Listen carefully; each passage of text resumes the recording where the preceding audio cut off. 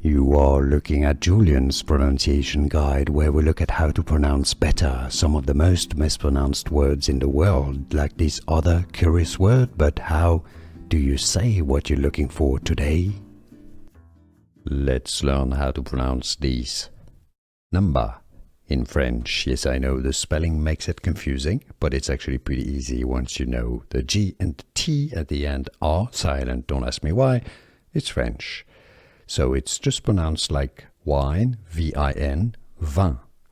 Vin. You have this very specific un sound. Vin is how you say 20. In French pronunciation, vin. Adjutant, adjutant. Stress on the first syllable, adjutant. And now you know.